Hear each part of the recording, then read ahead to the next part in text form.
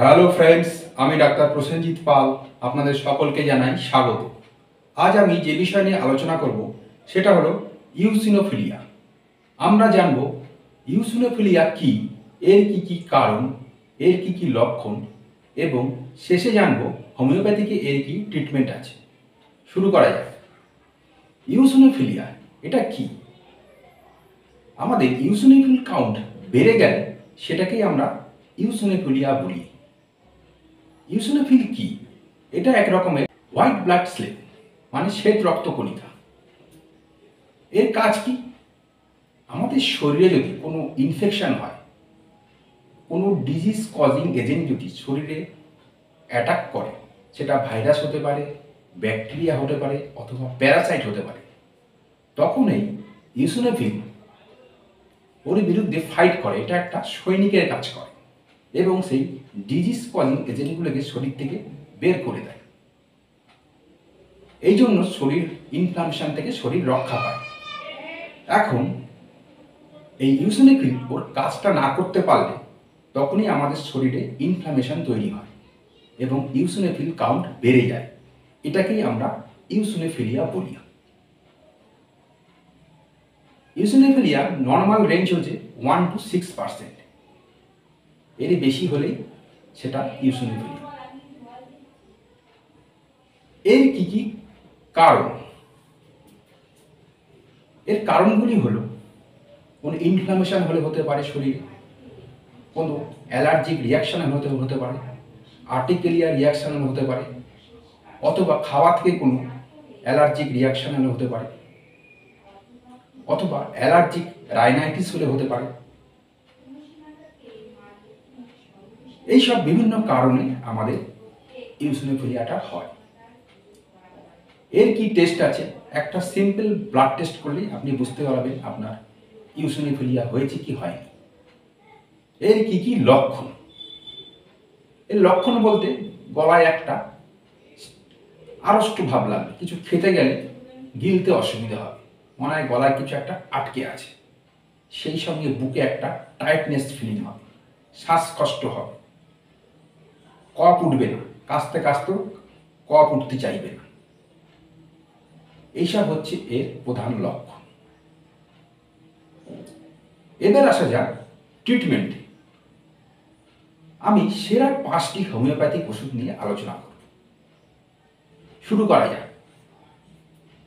এর 1 নম্বর ওষুধ, এটা হলো ব্যাসিলিনাম। ব্যাসিলিনাম কিন্তু ইউসিনোফিলিয়ার একটা রামবাণ ওষুধ। ব্যাসিলিনামে আমরা কি দেখতে পাই? এর রুগী হবে প্রচণ্ড শীতকাতর, সেই সঙ্গে থাকবে এদের শ্বাসকষ্ট, কফটা তুলতে পারবে না, বুকে একটা টাইটনেস ফিলিং হবে এবং এই রোগ লক্ষণটা রাত্রিবেলা বেড়ে যাবে। এদের অল্পেতেই ঠান্ডা লেগে যাবে, হাঁচি সর্দি হবে। এই দেখে দেবেন ব্যাসিলিনাম। ব্যাসিলিনাম 200 দেবেন, সকালে একবার, হাফ কাপ জলে 1 ফোঁটা। এর ঠিক 1 মাস পরে ব্যাসিলিনাম 1 ml দেবেন, সকালে একবার, হাফ কাপ জলে 1 ফোঁটা। এবার আসা যাক দ্বিতীয় ওষুধে। এটা হলো টিউবারকুলিনাম। টিউবারকুলিনামে আমরা কি দেখতে পাই? এর রোগী হবে লম্বা রোগা, ন্যারো চেস্ট, বুকটা সরু হবে, এরা শরীর দ্রুত শুকিয়ে যাবে। এদের কিন্তু বংশে একটা টিবির হিস্ট্রি থাকবে। এদের কিন্তু অল্পেতেই ঠান্ডা লেগে যাবে, রোগী নিজেও বুঝতে পারবে না কি করে ওর ঠান্ডা লেগে গেল। সেই সঙ্গে এদের খিদা হবে না, ঘুম হবে না এবং এরা কিন্তু গান বাজনা, কবিতা লেখা, ছবি আঁকা এইসব পছন্দ করবে। এরা শারীরিকভাবে খুব দুর্বল হবে। সেই সঙ্গে থাকবে এদের ইউসিনোফিলিয়া, হাই ইউসিনোফিল কাউন্ট থাকবে। এই থেকে দেবে টিউবারকুলিনাম। এবার আসা যাক তৃতীয় ওষুধে। আর টিউবারকুলিনামটা কিভাবে খাবেন? যেটা ব্যাসিলিনাম বললাম সেম নিয়মে খাবেন। হিপারসালফে আমরা কি দেখতে পাই? হিপারসালফে রোগী হবে প্রচন্ড শীতকাতর, হাইলি চিলি হবে। এরা শারীরিক এবং মানসিকভাবে ওভার সেন্সিটিভ হবে। মানসিকভাবে ওভার সেন্সিটিভ মানে অল্পেতেই ডেকে যাবে, অল্পেতেই বিরক্ত হবে। আর শারীরিকভাবে ওভার সেন্সিটিভ মানে কোনো জায়গায় শরীরে কোনো জায়গায় স্পর্শ সহ্য করতে পারবে না, কোনো আক্রান্ত অঙ্গে কোনো রকম স্পর্শ সহ্য করতে পারবে না।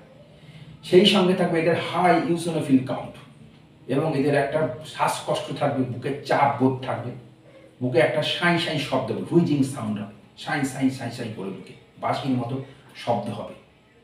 এবং এই শ্বাসকষ্টটা ঠান্ডায় বেরিয়ে যাবে, ঠান্ডা জল টল খেলে বেরিয়ে যাবে, এবং বুকে একটা ছুঁচ ফোটানোর মতো ব্যথা থাকবে। এরা কিন্তু টক ঝাল এসব উগ্রদ্রব্য খেতে চাইবে। হিপার সাল্ফটা কীভাবে খাবেন?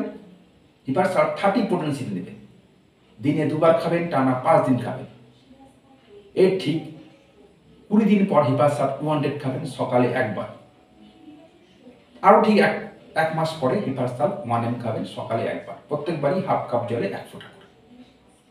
এবার আসা যাক চতুর্থ ওষুধে, এটা হলো ল্যাকেসিস। ল্যাকেসিসে আমরা কি দেখতে পাই? ল্যাকেসিসে রোগী হয় প্রচন্ড গরম কাতর, এরা সূর্যের আলোক সহ্য করতে, সান হিট এরা সহ্য করতে পারবে না, এরা প্রচন্ড বক বক করবে, এদের রোগ লক্ষণ রাত্রিবেলা বেরিয়ে যাবে। এদের কিন্তু গলায় একটা অদ্ভুত সিমটম থাকবে, গলায় কোমরে হাইপার সেন্সিটিভ থাকবে, এখানে কোনো জামা কাপড়ের স্পর্শ এরা সহ্য করতে পারবে না।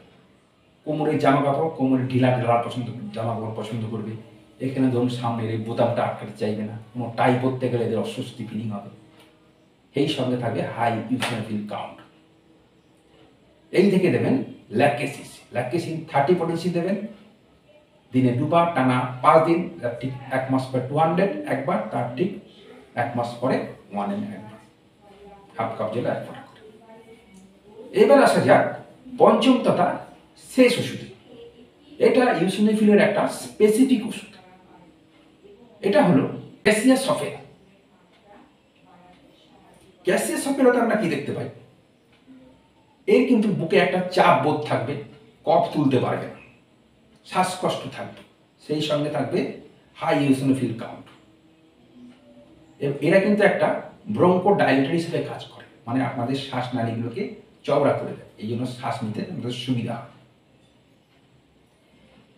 এই ক্যাসিয়া সফেরা ওষুধটা মাদার টিংচারে খাবেন, 10 ফোঁটা করে দিনে 3 বার খাবেন, হাফ কাপ জলে গুলে, টানা 1 মাস খাবেন। একটা ওষুধ একবারই খাবেন, সবকটা ওষুধ একসঙ্গে খাবেন না। এই ওষুধগুলো যদি আপনারা ঠিকঠাক খেতে পারেন, তাহলে দেখবেন আপনাদের ইউসিনোফিল কাউন্টটা পুরো নর্মাল হয়ে যাবে। আশা করি আপনাদের এই ভিডিওটা ভালো লাগবে। যদি ভালো লেগে থাকে অবশ্যই লাইক করবেন, শেয়ার করবেন, আমার চ্যানেলটা অবশ্যই সাবস্ক্রাইব করবেন। কালকে আবার নতুন ভিডিও নিয়ে আপনাদের সঙ্গে দেখা হবে। আজকে তাহলে এখানেই শেষ করা যাক। নমস্কার।